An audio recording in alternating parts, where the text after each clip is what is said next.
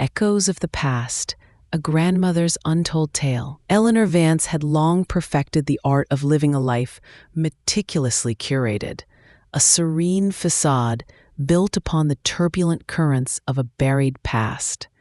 Charleston, South Carolina, with its sun-drenched streets and the gentle whisper of palmetto leaves, had become her sanctuary, a world away from the gray skies and harsher realities of her youth in Belfast. At 80, her silver hair was always impeccably coiffed, her posture straight and elegant, yet her kind eyes often held a distant, almost melancholic gaze, a subtle hint of the hidden landscape within. Her granddaughter Lily, a vibrant 7-year-old tornado of giggles and boundless curiosity, was the joyous anchor in Eleanor's later years, a radiant sunbeam in her meticulously ordered world. Lily adored stories, but Eleanor only ever offered her carefully edited snippets of her life, omitting the chapters that still bled in her memory. She believed she had successfully walled off that painful time, ensuring it would never touch her present. Part 1. The Unsettling Whispers. The dreams began subtly, mere echoes at first. Lily would wake up, her small face etched with a strange solemnity that was uncharacteristic of her usual cheerful disposition. She recounted fragmented images of old stone houses, narrow winding streets, and a persistent, damp chill that seemed to seep into her bones even in the warm Charleston air. Eleanor, ever the pragmatist, brushed them off as a child's overactive imagination, perhaps influenced by a fairy tale or a historical documentary. She reassured Lily, stroking her hair, reminding her that dreams weren't real, just fleeting shadows of the mind. She even tried to subtly steer Lily towards more contemporary stories, less evocative of distant lands. But then came the unsettling precision, the details that defied any logical explanation. "Grandma," Lily announced one humid morning at breakfast, her voice taking on a peculiar, almost hauntingly familiar lilting cadence Eleanor couldn't quite place. "I saw a man with sad eyes, Grandma.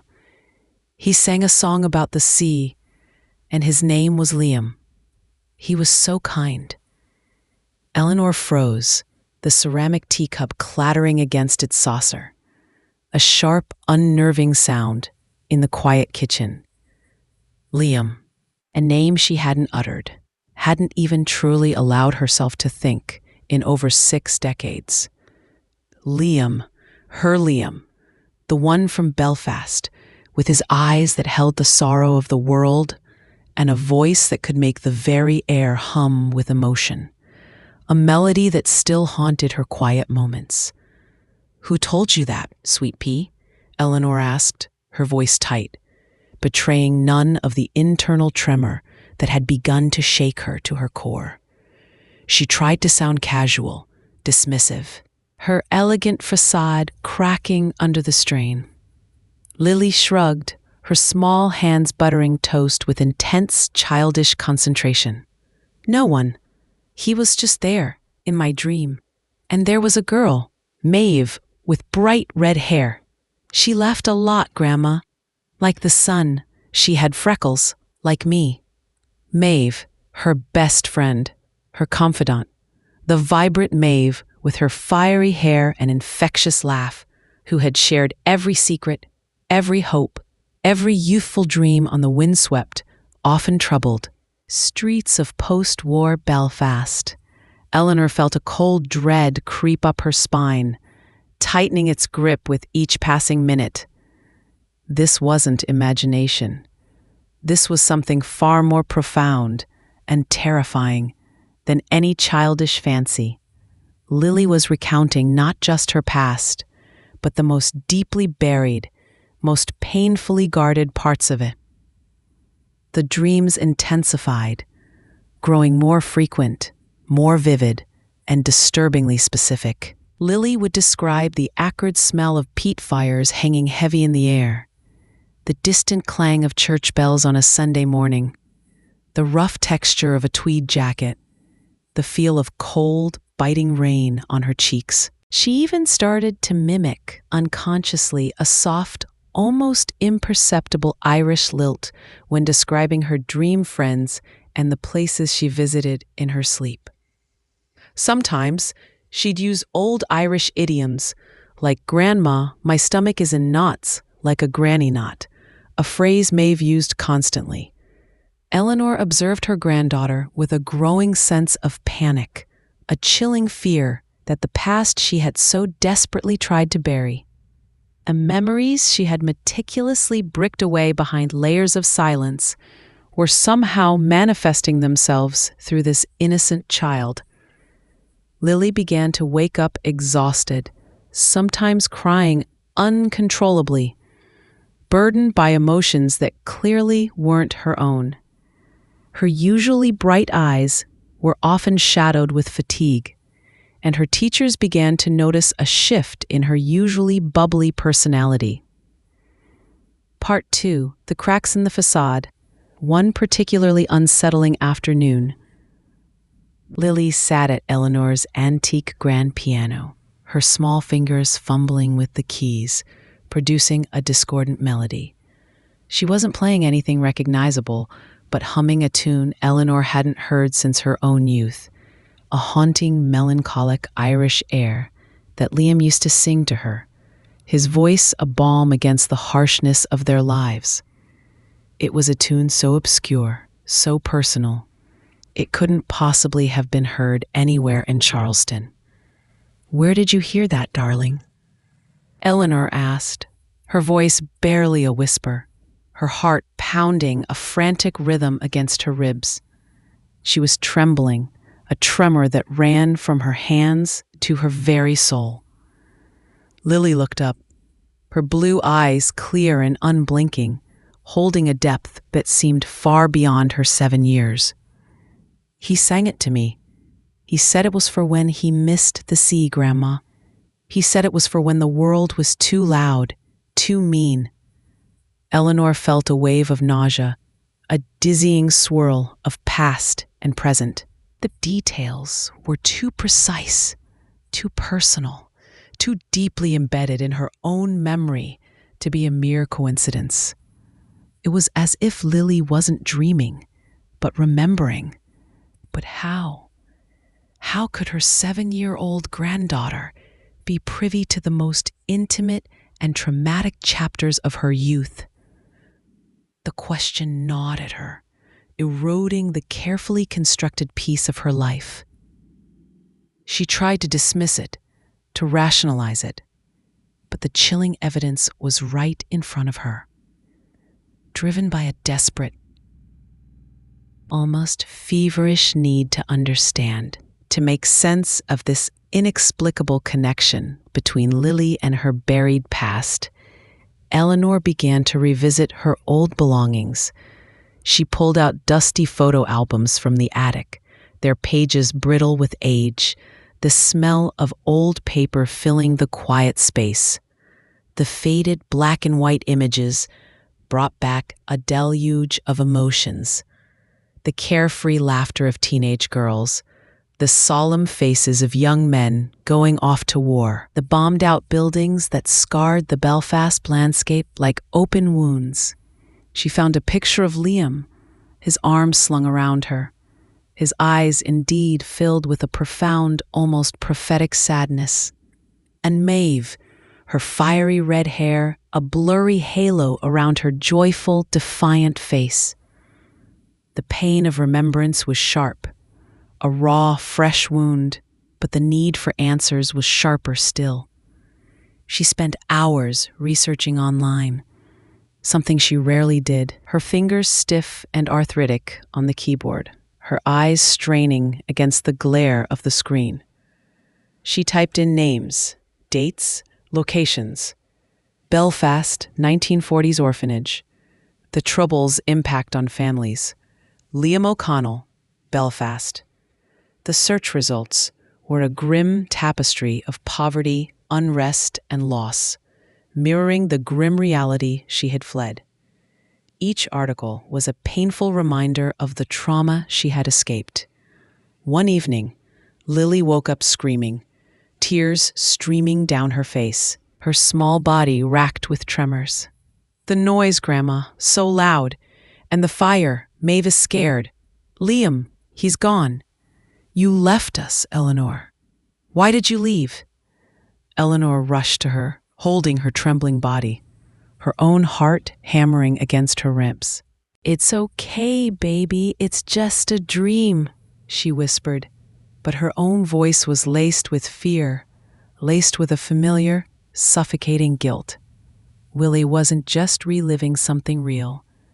She was reliving Eleanor's own trauma, experiencing her fear and her profound sense of abandonment and regret. Lily's words, "You left us, Eleanor," echoed the unspoken accusation that had haunted Eleanor for decades. Later that night, as Lily finally slept, exhausted by her ordeal, Eleanor had a memory flash.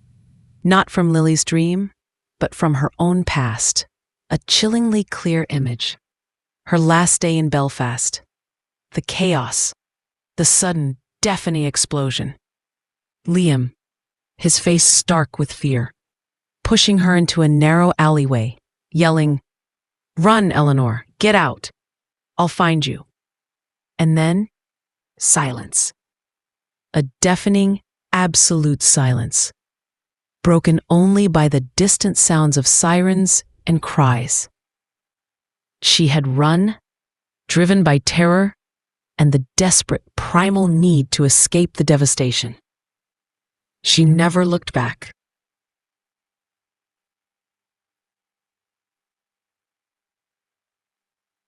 She never heard from Liam again, only a cold official notice of his death months later. Now, Lily's screams mirrored the screams Eleanor had suppressed for decades. The line between Eleanor's past and Lily's present had blurred dangerously. Part 3. The Unsent Letter. Desperate, consumed by a need for understanding and perhaps a strange form of atonement, Eleanor continued her online search, feeling a strange, undeniable pull towards the past she had so fiercely denied. Then she found it, a digitized archive of old newspaper articles from Belfast, painstakingly preserved, detailing the events of those tumultuous years. Her heart hammered against her ribs as she scrolled through the grainy images and fading text. An article from 1958 detailing a skirmish, a tragic incident involving young civilians caught in a crossfire.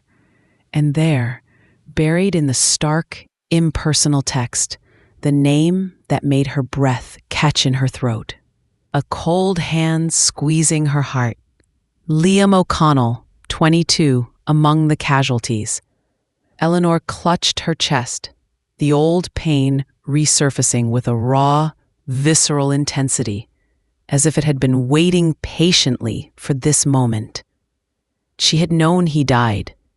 She had received a terse, official letter, brief and impersonal, months after she had settled in America, telling her of his fate.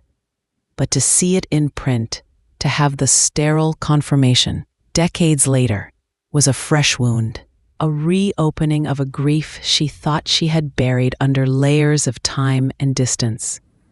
She had fled Belfast shortly after, unable to bear the crushing weight of her loss and the escalating violence that had swallowed her city. She had vowed never to look back, never to speak of it again, to simply erase that painful chapter. And she hadn't until now.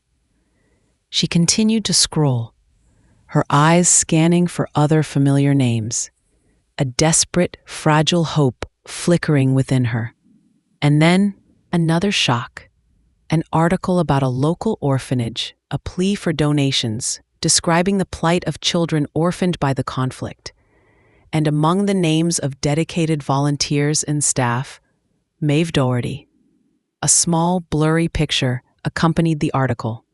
A much older Maeve, her fiery red hair now streaked with gray, but her eyes still holding a familiar spark of resilience and unwavering determination. Maeve had stayed. Maeve had dedicated her life to helping others. Helping children caught in the conflict's brutal wake. A forgotten box, tucked away in the very back of her closet, suddenly tugged at her memory, a faint whisper from the past. It was an old wooden chest, intricately carved with Celtic knotwork, filled with trinkets and letters she had brought with her from Ireland, a few carefully chosen relics of a life she had abandoned. Most of the letters were from her parents, filled with news of family and the grim realities of their lives. But there was one, thicker than the others, tucked beneath a silk scarf she had once worn to a dance with Liam. A night filled with laughter and impossible dreams. It was from Maeve, unopened. Eleanor had tucked it away years ago, unable to face the pain of news from home after Liam's death, unable to bear any more sorrow. She sat on her bed, her hands trembling as she broke the brittle, yellowed seal. The ink was faded, the paper fragile with age, but Maeve's familiar looping script was unmistakable, a ghostly hand reaching across the decades. My dearest Eleanor, I know you left because you couldn't bear it.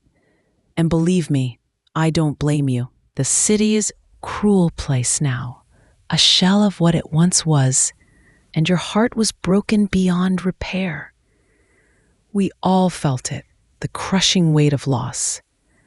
But I had to write, I had to tell you, something you must know, something that Liam would have wanted you to know, more than anything in the world. He spoke of it often, with such joy, such anticipation. This isn't a burden, Eleanor. It's a truth you deserve to know. Eleanor's breath hitched, a strangled sound of dawning horror and disbelief. She read on, her eyes blurring with tears, the words jumping out at her, each one a hammer blow to her carefully constructed piece, shattering it into a million fragments. Maeve recounted the harrowing aftermath of Liam's death. The despair, the suffocating silence, the sheer crushing weight of loss that had settled over their community like a shroud. And then, the revelation that shattered Eleanor's world and reassembled it in the same breathtaking moment. You see, Eleanor, you weren't alone in your grief. Not really. Liam was so happy, so full of plans in those last weeks, more than I'd ever seen him. He told me, just before, he told me he was going to tell you about the baby. Your baby, Eleanor. You were pregnant when you left. I know you didn't know. I know you were too distraught, too focused on survival. I didn't know how to reach you then, with everything in such chaos, with the constant bombings and the fear that gripped everyone. But I know for a fact, because I was there with you. Remember? The doctor's visit. That day we snuck away. The way you glowed when you found out, though you were so afraid. He wanted you to know, Eleanor. He was so proud, so full of dreams for your little family. Eleanor gasped, a guttural cry of anguish and disbelief, tears finally falling freely, hot and stinging after so many dry years. A baby, her baby. She had experienced morning sickness, a strange, persistent fatigue, but in the white-hot intensity of Liam's death and her desperate flight, she had dismissed it as grief, as the physical toll of emotional trauma. She had suppressed it, had simply ceased to acknowledge her own body, her own feelings, the crippling shame of being an unmarried mother in that rigid, judgmental era, the overwhelming fear of societal condemnation had driven her to ignore every sign, to push it deep down, to simply cease to exist in that part of herself. She had put it out of her mind, utterly, completely, to survive. Maeve's letter continued, a lifeline thrown across decades of silence and sorrow. When you left, I searched for you, but you were gone, swallowed by the confusion. And then, the few months later, I found out. It was a girl, Eleanor, a tiny, perfect little girl, born strong and healthy despite everything the world threw at us. She was born in the small clinic outside the city, where I had volunteered. I couldn't let her go to an orphanage, not with Liam's blood in her veins, not with your gentle spirit in her eyes. He would have wanted her to be loved, to be known, to have a fighting chance at a good life. So I took her in. I raised her as my own, Eleanor. She's my daughter, yes, but she is also yours.